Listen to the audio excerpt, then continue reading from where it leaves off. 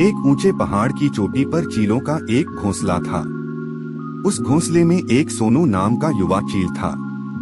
सोनू शारीरिक रूप से स्वस्थ था, लेकिन उसके पंख बाकी चीलों के मुकाबले थोड़े छोटे थे। जब दूसरे चील अपनी पहली उड़ान भरने की तैयारी कर रहे थे, तो सोनू घबराया हुआ था। उसे हमेशा यह लगता था, मेरे पंख छोटे हैं, मैं दूसरों जितना तेज और ऊंचा नहीं उड़ पाऊंगा। अगर मैं गिर गया तो मैं असफल हो जाऊंगा। उसका माइंडसेट, सोच पूरी तरह से उसके दिखने वाले दोष पर केंद्रित था। इस डर के कारण वह घोंसले के किनारे से भी आगे नहीं बढ़ता था। एक दिन उसकी माँ ने उसे देखा और प्यार से कहा, सोनू तुम्हें क्या रोक रहा है? सोनू ने उदास होकर कहा, माँ मेरे पंख छोटे हैं। सब कहते हैं कि मैं कभी राजा की तरह ऊंचा नहीं उड़ पाऊंगा। मुझे डर है। माँ चील मुस्कुराई और बोली, तुमने अपने पंखों का आकार देखा, लेकिन उनकी ताकत नहीं देखी।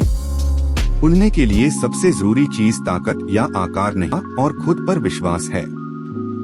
माँ ने उसे एक चुनौती दी। उन्होंने कहा, आज तुम सिर्फ एक बार उड़ान भरने की कोशिश करो और बस 1 सेकंड के लिए हवा में ठहरो। बस इतना ही। सोनू ने सोचा, सिर्फ 1 सेकंड? यह तो मैं कर सकता हूँ। उसने गहरी सांस ली और पहली बार अपने छोटे पंखों को ताकत से फड़फड़ाया। उसने छलांग लगाई। डर अभी भी था, पर उसने अपनी पूरी शक्ति लगा दी।